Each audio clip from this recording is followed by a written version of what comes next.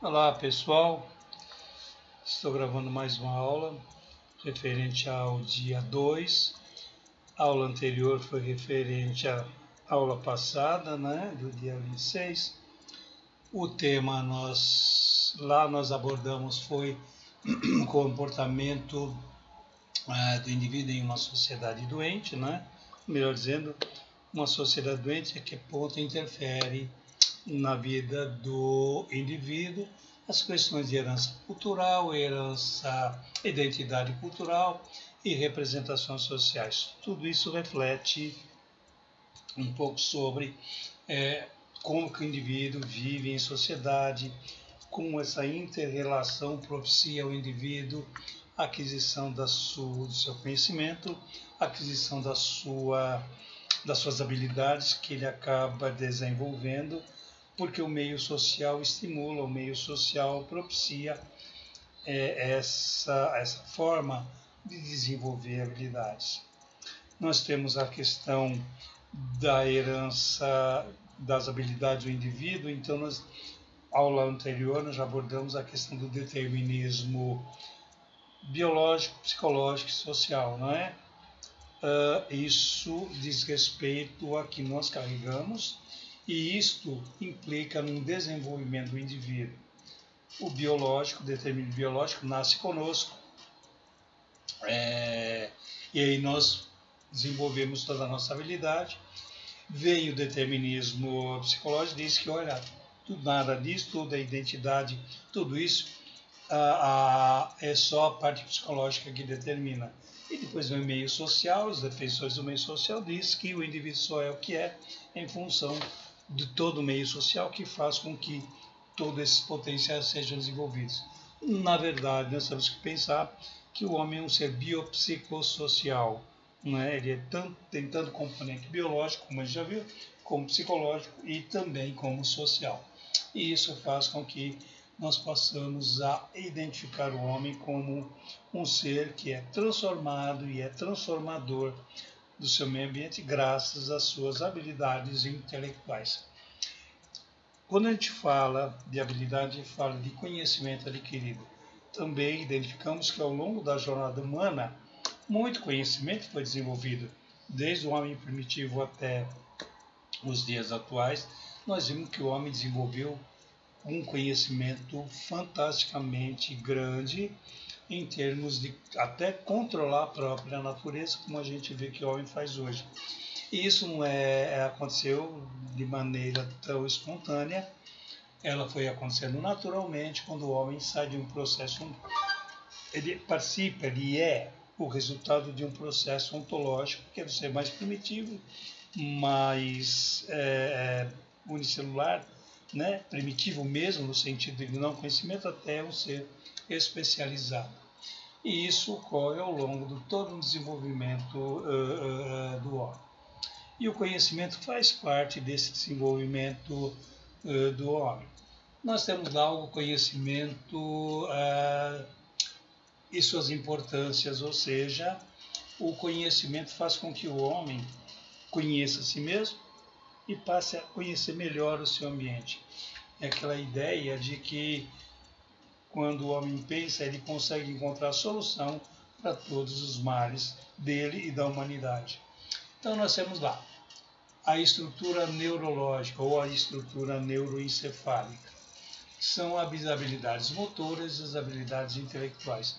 E a habilidade intelectual a gente já abordou, eu creio seja mais importante no sentido de que é através dessa habilidade intelectual, desse desenvolvimento intelectual, que eu adquiro conhecimento da minha estrutura neurológica está pronta para receber as informações e organizar essas informações através das conexões neurosinápticas. Diante dessas conexões, diante de toda essa habilidade adquirida intelectualmente, aí sim eu passo a desenvolver uma habilidade que é a habilidade motora. E a habilidade motora, gente, é tudo que diz respeito à parte de movimento. Motor me lembra musculatura, me lembra movimento. Então, vamos exemplificar. Nós temos indivíduos que são escultores, nós temos indivíduos que são pintores, nós temos indivíduos que usam a parte muscular para determinadas atividades esportivas, então tem habilidade motora, como jogador de futebol, o pessoal que joga tênis, né, competição de tênis, outras modalidades esportivas, não? E temos também aqueles indivíduos que são talentosos com micro desenhos, ilustrando, não sei se é na China, Japão, não lembro bem onde que tem indivíduos que eles conseguem fazer pinturas em grãos de arroz. Eles colocam aquelas lupas imensas, né? E colocam um grão de feijão ali através de uma pena, uma caneta, sei lá, um produto extremamente fino. Eles conseguem fazer pinturas, desenhos em um grão de arroz, por exemplo, né? Aqui no Brasil nós temos a habilidade dos indivíduos que fazem aquelas garrafas e fazem com areia de cores, na areia colorida, garrafas decoradas com imagens, enfim. Então, toda uma habilidade que associa o intelectual com o motor. E isso é de extrema importância porque a partir daí nós passamos a explorar cada vez mais a habilidade humana, ou seja, como os indivíduos vão se adaptando e conseguindo obter resultados no contexto social. A base social também é importante por conta das políticas públicas, políticas educacionais. O que é isso? É através do conhecimento que se consegue encontrar condições, meios de se criar condições para que haja uma melhor sociedade, uma sociedade um pouco mais justa, uma sociedade mais estruturada, que atenda às necessidades da sua população, coisa que no Brasil já não está tão acentuado assim, em função das políticas sociais que são adotadas aí e já vai há algum tempo, não? E por conta dessas políticas públicas ou políticas sociais é que nós começamos a identificar e perceber o quanto o Brasil, em termos de saúde, educação, saneamento básico, por exemplo, só para ilustrar, está longe de uma sociedade de século XXI. A crítica que eu faço é que vivemos uma sociedade de século XVIII e começo de século XIX. Vivemos muito atrasados em termos de século XXI. E isso reflete no conhecimento, na capacidade que o brasileiro tem, repito, capacidade que o brasileiro tem e que não é explorado. Então nós temos o quê? Uma sociedade doente, como vimos na aula passada, onde ela é uma sociedade que reflete o como nós somos um país de muita pobreza intelectual. Basta lembrar que muito pouco se lê, a evasão na escola é muito grande, o número de evasão é acentuado, nós vamos ver para frente. E, infelizmente, o brasileiro ele tem por hábito se adaptar com muita facilidade. Então, ele é assim, um indivíduo que pode desenvolver mais habilidade, mas se limita em função, talvez, da falta de estímulo, da falta, sei lá, de mais perseverança, de alguém vir e provocar esse brasileiro. Então, ele é um pouco acomodado nesse sentido. Espera muito que tudo caia do céu, e eu já disse que do céu só cai cocô de urubu e avião. E água também. Então nós temos um problema muito sério na educação, que é o elemento central que leva à conquista do conhecimento. Quando eu digo educação, gente, é uma escola estruturada, são políticas educacionais que propiciam o indivíduo, quando for para uma escola, que lá ele adquira o conhecimento e explore todo o seu potencial intelectual, ou seja, que ele tenha estímulos para desenvolver toda a sua habilidade, toda a sua condição de potencial intelectual. E isso só se conquista através de uma política educacional adequada e social também, haja vista que, infelizmente, na nossa realidade a alimentação é escassa também, é uma crítica que nós fazemos, em função de que tem muita criança que vai para a escola para se alimentar e meramente para mais nada. Então, família desestruturada, família que põe a criança na escola, é um a menos, por exemplo, para comer em casa, que é um absurdo que a gente vê. Muito comum se ver isso em comunidade. Vamos só ilustrar, gostaria de lembrá-los que essa pandemia, só para ir de encontro a uma sociedade doente, sabíamos que o problema ia ser sério, todo mundo já identificou que o início dessa pandemia seria muito grave, mas infelizmente os negacionistas, aqueles mais, vou usar um termo aqui interessante, mais incompetentes, disseram que não, que era uma gripezinha à toa, era uma coisa passageira, que não iria acontecer nada, e nós vimos o resultado. O outro opôs assim, vamos fechar tudo, ninguém sai na rua. Só que tem um pequeno detalhe, muita gente, que é uma questão de uma sociedade doente, trabalha para conquistar o dinheiro do almoço, para comprar o almoço, e trabalha à tarde para comprar o almoço da tarde, o jantar.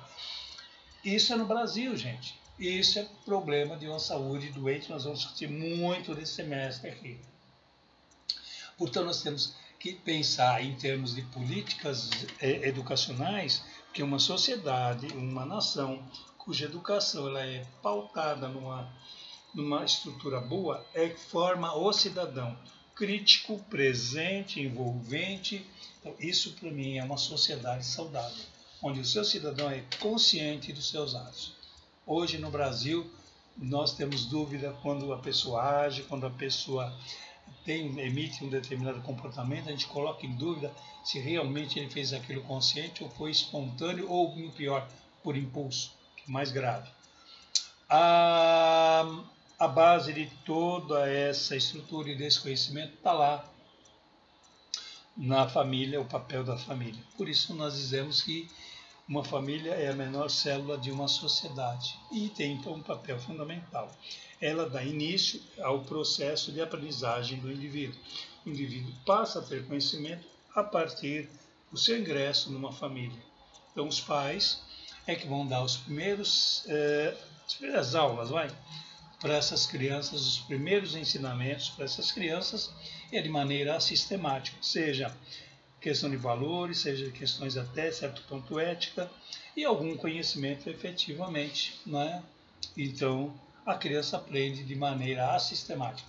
Quando ela ultrapassa a fronteira da família, ou seja, sai meramente do contexto familiar e ingressa no contexto mais social, mais amplo, é onde ela passa a receber uma educação mais intensa, uma educação mais sistematizada, em que vai adquirir tanto conhecimento das ciências, como vai também desenvolver o conhecimento das relações sociais. Não, ele vai se socializando já um pouco mais intensamente, quando ele passa a pertencer e entender outros grupos sociais. Até então era um grupo familiar, hoje, a partir do momento que ele sai desse grupo familiar, ele passa a integrar um outro grupo social, o grupo da escola, o grupinho de amigos.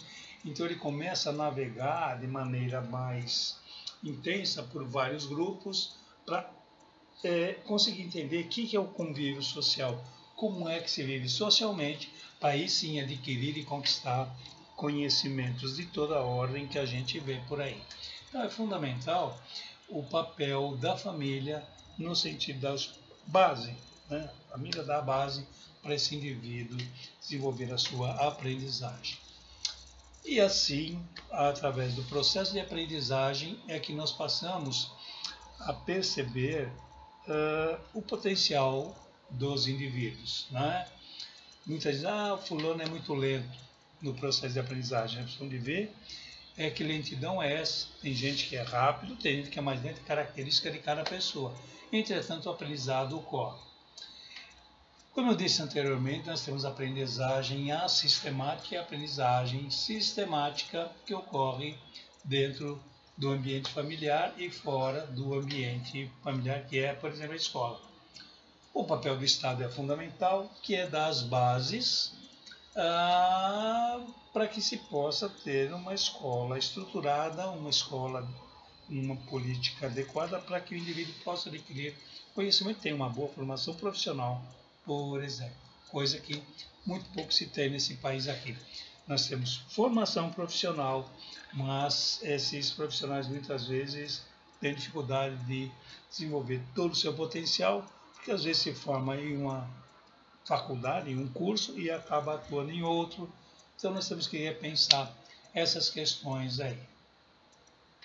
O desenvolvimento de habilidades, não? Desenvolvimento cognitivo, ok? Que é a capacidade que o indivíduo tem de desenvolver suas habilidades, desenvolver todo o seu potencial em termos de estrutura cognitiva. Como se diz, a habilidade cognitiva, lerei aqui na página 11, são mecanismos do cérebro que estão relacionados com o processo de aprendizagem e de memorização de informações. O que é isso? Eu vou um pouco mais longe, não? É quando o indivíduo ele consegue, através do que ele recebe de informação, ele armazena, ele organiza, e a partir dessa organização ele apresenta ideia, ele apresenta conceito, ele apresenta tudo que ele tem de direito por conta dessa habilidade, dessa organização que ele tem em termos cognitivos, né? Mas isso só acontece porque ele passa por um processo de aprendizagem. Um dos exemplos que eu gosto de dar é a teoria Piaget, né? Que são 4 etapas, né? Que eu já abordei anteriormente. Então, ele sai do concretismo até o aspecto um pouco mais hipotético, um pouco menos concreto, vamos dizer assim, trabalha um pouco mais a imaginação, o pensamento. Nós temos outras formas de aprendizagem também, que são teorias da aprendizagem.